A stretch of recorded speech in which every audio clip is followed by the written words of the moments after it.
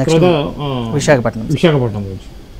విశాఖపట్నంలో sir first Srungavarapukota sir, ఖచ్చితంగా TDP అభ్యర్థి కోళ్ల లలిత కుమారి గారు గెలవబోతున్నారు సార్.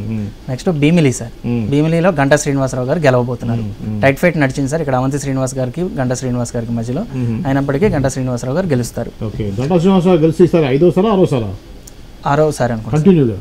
ఏ పార్టీలోనూ ఆయన గెలుస్తారు సార్, ఏ కాన్స్టిట్యున్సీ మారినా సరే. ఓకే, ఇది రిపీటెడ్ సార్, భీమిలి నుంచి మళ్ళీ రెండోసారి చేయడం.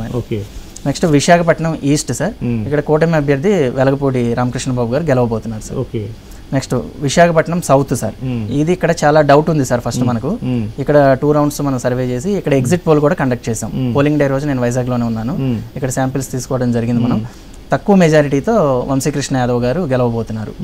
ఇక్కడ వాసుపల్లి గణేష్ గారు ఓటమి చెందుతారు సార్, కూటమి గెలుస్తుంది.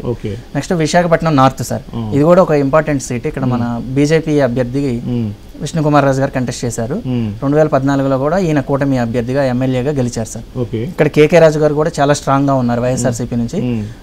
నెక్స్ట్ ఇక్కడ మళ్ళీ మనకు జేడీ లక్ష్మీనారాయణ గారు కూడా ఇక్కడే కంటెస్ట్ చేశారు.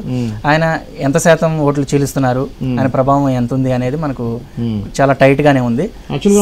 లాస్ట్ టైం ఆయన ఎవరైతే ఎంపీకి పోటీ చేసినప్పుడు 2,80,000 ఓట్లు వచ్చినాయి సార్. అప్పుడు జనసేనలో ఉండటం అనేది అడ్వాంటేజ్ సార్. ఆ క్యాడర్ మొత్తం ఓట్లు వేశారు కాబట్టి మంచి ఓటింగ్ అనేది వచ్చింది. అప్పుడు ఇప్పుడు తక్కువ ఓటింగ్ ఆయన చీల్చేదానికి అవకాశం ఉంది మన అంచనా. సెకండ్ ప్లేస్ అయితే లేదు సార్, థర్డ్ పొజిషన్ లోనే ఉంటారు. కొద్దిగా ఎడ్జ్ చూసుకుంటే కనుక కూటమి అభ్యర్థి విష్ణుకుమార్ రాజు గారికి ఛాన్స్ ఉంది sir. Next Vijayawada west sir, మన కూటమి అభ్యర్థి విశాఖపట్నం వెస్ట్ గణబాబు గారు గెలవబోతున్నారు సార్. ఇక్కడ పీజీవీఆర్ నాయుడు గారు, ఇక్కడ కూడా ఆడారి ఆనంద్ గారికి గణబాబు గారికి మధ్యలో చాలా గట్టి పోటీ నెలకొంది. అయినప్పటికీ కొద్ది మెజారిటీతో గణబాబు గారిని మరలా గెలిపించబోతున్నారు. నెక్స్ట్ గాజువాక్ సార్, గాజువాక్ లో పల్లా శ్రీనివాసరావు గారు గెలవబోతున్నారు. గుడివాడ అమర్నాథ్ గారు వైఎస్ఆర్సీపీ నుంచి ఓటమి చెందబోతున్నారు. నెక్స్ట్ వచ్చేసి అనకాపల్లి ఎంపీ కాన్స్టిట్యున్సీ చెప్పండి. అవును, విశాఖపట్నం ఎంపీ సార్, ఎంపీ ఖచ్చితంగా శ్రీ భరత్ గారు గెలవబోతున్నారు మంచి మెజారిటీతో విశాఖపట్నం. శ్రీ భరత్ గారు తెలుగుదేశం అభ్యర్థి. అవును sir. Next Anakapalli parliament sir, Anakapalli parliament లో 7 స్థానాల్లో కూడా కూటమి 6 స్థానాల్లో గెలవబోతుంది సార్. ఒక్క మాడుగుల స్థానంలో వైఎస్ఆర్సీపీ గెలవబోతుంది. 1 by 1 చూసుకుంటే కనుక చోడవరం సార్, అనకాపల్లి పరిధిలో చోడవరం, అక్కడ రాజుగారు గెలవబోతున్నారు తెలుగుదేశం అభ్యర్థి.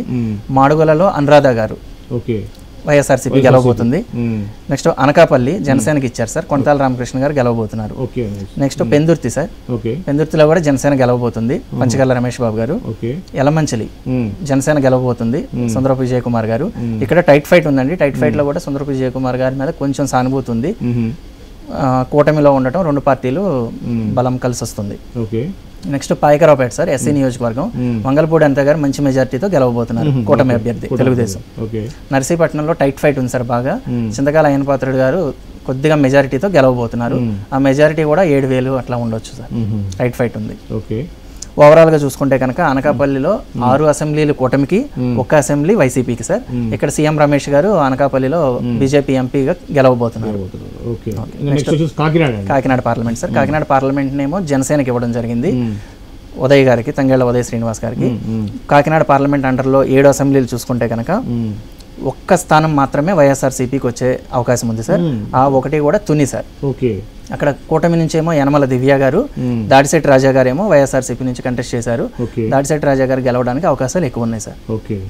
నెక్స్ట్ మిగతా ప్రతిపాడు, పిఠాపురం, కాకినాడ రూరల్, పెద్దాపురం, కాకినాడ సిటీ, జగ్గంపేట, ఇవన్నీ కూడా కూటమి గెలవబోతుంది సార్.